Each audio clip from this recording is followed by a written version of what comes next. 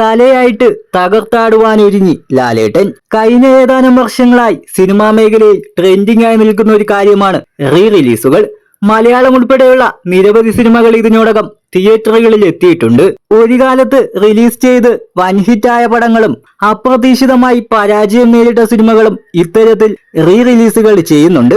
ഇപ്പോഴിതാ മലയാളത്തിന്റെ മോഹൻലാൽ തലയായിട്ട് വന്നാറാടിയ ചോട്ടാ മുംബൈയും റീ റിലീസിന് ഒരുങ്ങുകയാണ്. സ്ഫടികം, ദേവദൂതൻ, മണിച്ചിത്രത്തായ് എന്നീ സിനിമകൾക്ക് ശേഷം മോഹൻലാലിന്റേതായി റീ റിലീസ് ചെയ്യുന്ന 4ാമത്തെ സിനിമയാണ് ചോട്ടാ മുംബൈ. ചോട്ടാ മുംബൈ വീണ്ടും തിയേറ്ററുകളിൽ എത്തുന്നുവെന്ന് നേരത്തെ വാർത്തകൾ വന്നിരുന്നു. മണിയമ്പിള്ള രാജുവാണ് ചിത്രം നിർമ്മിച്ചത്. ചോട്ടാ മുംബൈയുടെ റീ റിലീസ് തീയതിയുടെ റിപ്പോർട്ടുകളും പുറത്തു വരുന്നുണ്ട്. മെയ് 21 ചിത്രം തിയേറ്ററുകളിൽ എത്തുമെന്നാണ് പുതിയതായിട്ടുള്ള റിപ്പോർട്ടുകൾ. ഇക്കാര്യത്തിൽ ഔദ്യോഗിക പ്രഖ്യാപനം വരേണ്ടിയിരിക്കുന്നു.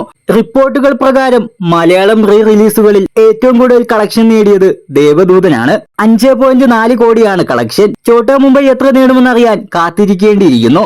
ഏതായാലും തലയായുള്ള മോഹൻലാലിന്റെ നിറഞ്ഞാട്ടം വീണ്ടും തിയേറ്ററിൽ കാണാനുള്ള ആകാംക്ഷയിലാണ് ആരാധകർ. ചോട്ടാ മുംബൈയുടെ റീ റിലീസിനായി കാത്തിരിക്കുന്നവർ ഉണ്ടെങ്കിൽ ചാനൽ കൂടി ഒന്ന് സബ്സ്ക്രൈബ് ചെയ്തോളൂ.